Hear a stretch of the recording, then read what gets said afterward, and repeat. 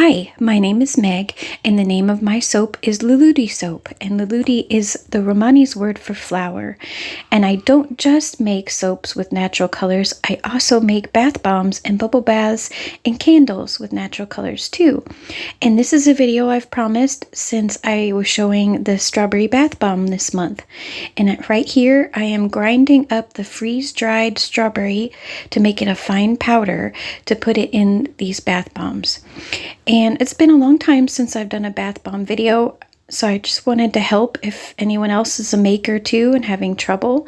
The first thing I'm doing here is making sure that all of my dry ingredients have no lumps. You want to mix it real well before you even add any wet ingredients.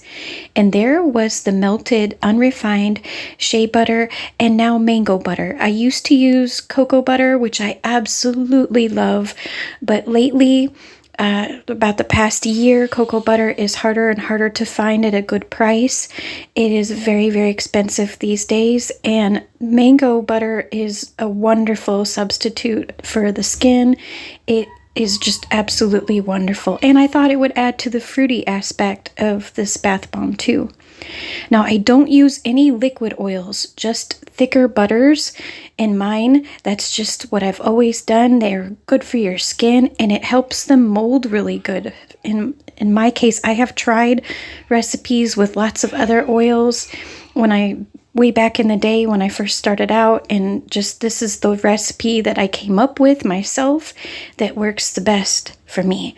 So as you see, I didn't want to fast forward or make this go fast. I wanted you to see in real time how long I mix the butters in and how hard I kind of work it in there. You really want to make sure that whatever butters and oils you use, that you really, really work it into that dry ingredient so that they will mold the best. And the old trick always works of when you take a blob and you squeeze it together and drop it into the bowl to see if it holds together. That's usually a good sign that it will. Right there.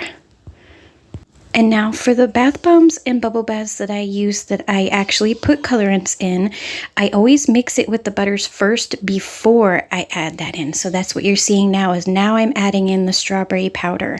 I do that. I have one that has turmeric, one with calamine clay, lots of other things like that. So again, it's just what works best for me because you really want to mix it good before you add in the powdered colorants. And that's what makes these special is that when you get a strawberry bath bomb, the strawberries are going to fade and turn brown pretty quick. So you really want to have it fresh and enjoy it. I always tell people when they come to my craft shows and stuff that, oh, I hope you use it and I hope you use it tonight. Use it while it's fresh, because that's the best kind of bath bomb. One that's not been sitting on a shelf getting all hard and crumbly. Especially if you're going the natural route like me, you really want people to have them fresh and use them fresh. Again, lots and lots of mixing I kept in real time so you can see that it takes a while to craft a good bath bomb. You really want to make sure that everything is really in there well. And I had already put in the essential oil for the smell, which on the strawberry bath bomb is jasmine essential oil. I love jasmine.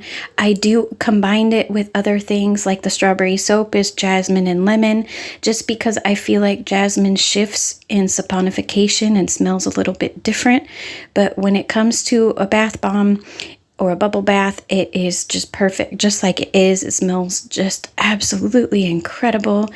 And I do think, I could be wrong, but to me, I think jasmine does smell kind of fruity, you know. And here's my little mold.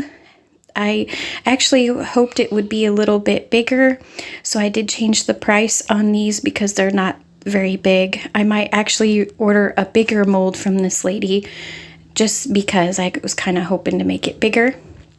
But it is cute the size that it is. And there goes the glass. It's like a red glass strawberry bead. It's the same as what's on the top of the strawberry soap. I had the idea that if you wanted to buy the soap and the bath bomb, that you would have two beads then, and then you could make you a pair of earrings, right? And I was making these for a craft show. So when I don't have lots of time, I like to put them in the freezer so you can unmold right away. That is a wonderful trick for bath bombs, but you can also let them sit overnight. This is the other one. This is the Lighthouse Bath Bomb, and it has lemon for its essential oil smell, which I feel is very summery. And right here you see the little seashell soap. There's a little tiny soap inside that you, when it opens up, you'll be able to wash up with, and it's colored with chamomile. And here are the final pictures of the strawberry bath bomb as well. Some close-ups of the strawberry bead. Like I said, they turn out so pink and pretty when you first make them, so you want to enjoy them while they're pink and pretty. And so I wanted also at the end of the video to show you the new jar candles that were for this month as well.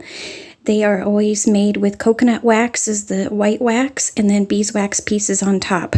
This is the orange candle. It's scented with orange, ginger, clove, and bergamot with the little piece on top colored with turmeric. This is the little half-size jar candle in a metal tin, the yellow roses, and it is scented with lavender, rose, vetiver, lang lang, bergamot, chamomile, and frankincense. It's a very pretty smell and very relaxing too. And then there's also the tropical popsicle, which also smells really nice. It's orange, lime, vanilla, chamomile, Peru balsam, and Taggart's essential oils. So thank you so much for watching. I hope that you're having a wonderful summer, and soon it will be August shop update. Take care.